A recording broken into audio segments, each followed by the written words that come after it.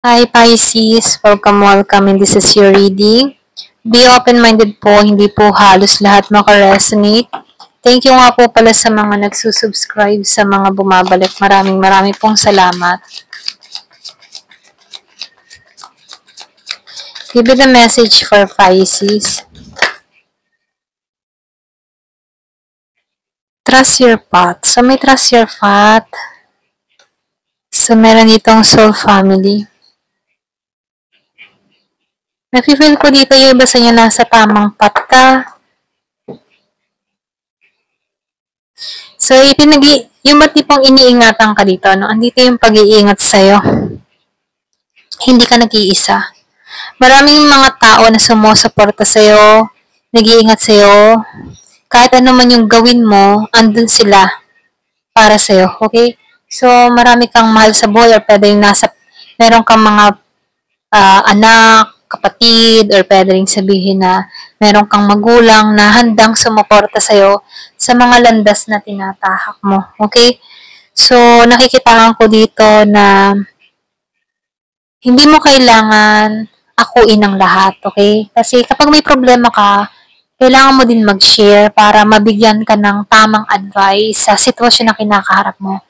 Hindi mo pwedeng akuin ang lahat ng responsibilidad. So, nafe-feel ko dito, may mga mahal ka sa buhay na nandyan palagi, na antabay sa'yo, sumusuport sa mga landas na tinatahak mo. Okay?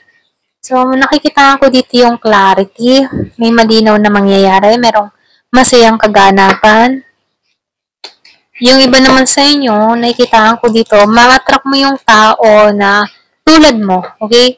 Kumbaga, ma-attract mo yung soulmate mo, okay? Na pareho kayo ng layunin, pareho kayo ng interest. So, ito na yung nakikita ko dito. Door of change. So, lumabas tong pagbabago.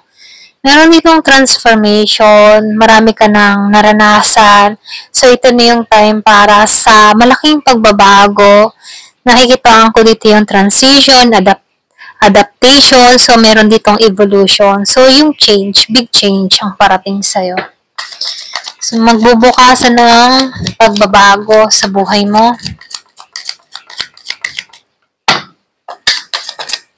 So, meron ka rin dito intuition, so learning, door of learning. Marami kang natutunan, marami ka nang naranasan, marami ka nang napatunayan. So, nafe-feel ko dito na marami kang knowledge, okay?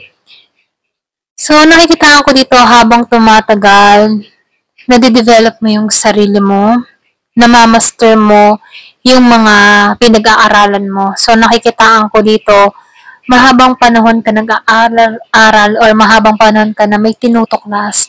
So, marami kang mga pinagdaanan sa buhay na kung saan natuto ka dito. So, nakikita ko dito, meron kang pang-unawa, ginagamit mo yung instinct mo sa mga decision mo, no? So, lumalabas din dito na aware ka sa mga nangyayari. Okay? So, nakikita ko dito, meron ditong highly spiritual or pwede rin sabihin na marunong kang makiramdam, marunong kang bumasa ng tao. Okay? Ito yung nafe-feel ko sa'yo, no?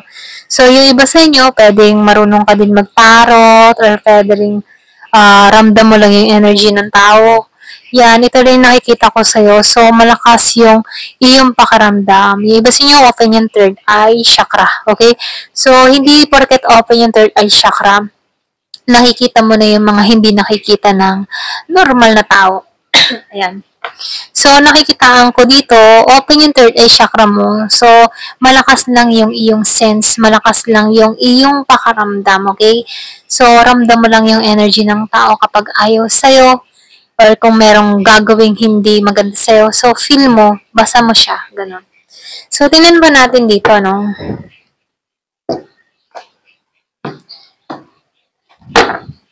Give me the message.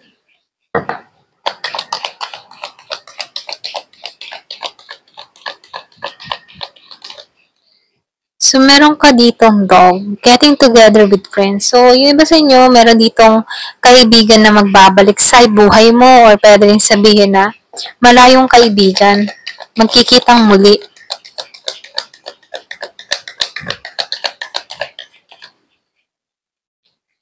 So, madami to. Meron ditong barrel. Yung iba sa inyo, yung ma-feel mo sa buhay mo na merong kulang. Ganon. Kulang sa pag-ibig, kulang sa pera, kulang sa pangarap. So, nafe-feel ko dito, merong lacking sa buhay mo, na meron kang nais, meron kang gustong mangyari, meron kang gustong makamit, na kung saan yung iba meron at ikaw yung wala. Okay? So, nafe-feel ko dito, gusto mo yung pagbabago. Gusto mong maranasan na mahalin, gusto mong maranasan na magkaroon ng stable na buhay or magkaroon ng financial na stable, okay? So, gusto mo rin dito na matupad yung pangarap mo. Yung iba sa inyo, ito yung luck sa buhay mo, okay? So, pero ganun pa man, kahit may mga ganun kang pakaramdam, ano, meron ditong caterpillar. So, ibig sabihin, mayroong pagbabago na parating. So, ito na yung time sa pagbabago. 2 beses, ano, change. Change is coming. So, meron talagang pagbabago na mangyayari sa buhay mo. So, meron ditong chair empty, ano. Yung iba sa'yo, merong umalis sa buhay mo. Or pwede rin meron taong aalis sa buhay mo. Okay? Merong Year of the Dragon, Year of the Dog. So, meron ditong ant. Bagamat merong umalis sa buhay mo, meron ditong trabaho, meron kang ma-achieve dito, patungo sa tagumpay. Kasi nafe-feel ko sa'yo matyaga kang tao, hindi ka madaling sumuko. Kumbaga, andun yung iyong katyagaan. Once na meron kang mga ninanais, meron kang gustong mangyari o marating, andun yung katyagaan mo. So, meron ditong, ayan o, so yung sinabi ko kanina, no, malakas ang iyong pakaramdam. So, meron ditong third eye, so lumabas yung psychic ability mo. So, nafe-feel ko dito, no, sundin mo yung intuition mo sa mga desisyon na gagawin mo, sa mga hakbang na gagawin mo. So, ito na yung time para sundin mo yung sarili mo. Huwag mong hayaan na controlling ka ng iba or sila yung magpasya sa'yo. Okay? So, ito na yung time para ikaw na muna, okay? Or sundin mo kung ano yung pakaramdam mo. Ganyan. So, meron ditong apple, ano? So, meron ditong pagsubok na parating na masusubukan yung iyong katatagan kung hanggang saan, okay? Kung hanggang saan ka magpipigil, okay? Merong tukso na parating sa buhay mo. Pero ganun pa man, dahil malakas ang pakaramdam mo, ramdam mo yung energy ng tao, okay? So, susubukan ka dito, pero nafe-feel ko dito na kahit may sumubok sa'yo, no, malalampasan mo to. Mayroong bird flying. So, news in the way. News is on the way. Yung iba sa'yo, meron kang marireceive na balita mula sa isang tao or pwede rin meron kang iniintay na package, balita, or pwede rin dokumento, letter. So, nafe-feel ko dito, parating to. Okay? Kung ano man yung mga iniintay mo, parating to. Malapit na tong dumating kung ano man yung balita na iniintay mo.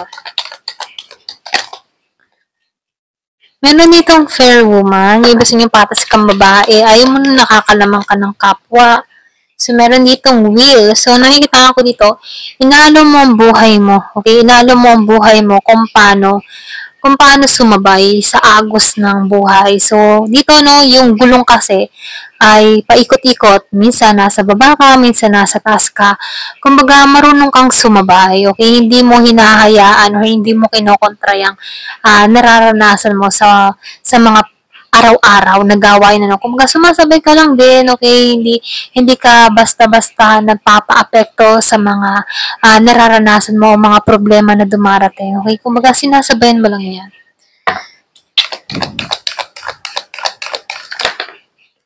So, meron ka dito na someone will try to make you do something against your will.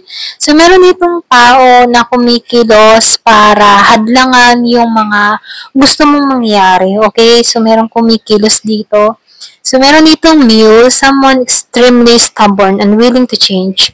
Meron ditong ayaw magbago. Ito yung matigas ang ulo niya, ayaw niya magbago dito. Okay? Kung may kadiling kang ganito or pwede rin ikaw, ayaw mo magbago. So, meron din ditong dogger, fear, worries, tense situation. So, meron ditong nababahala, natitensyon, okay, merong takot, or pwede rin sabihin, meron dito nakakaranas ng alam mo yung tipong may kaaway or meron kang kaalitan. So, nafe-feel ko dito yung traitor na sitwasyon. So, meron traitor na tao dito. So, sinasabihan ka din dito, no, magtiyaga ka kasi ang mga problema na nararanasan mo ay malalampasan mo yan. Okay, ma-overcome mo yung problema na dumarating sa buhay mo. Okay? Ayan. Hanggang dito na lamang po. Ito lang yung nakikita ko. Ayan. Thank you for watching. Love and peace.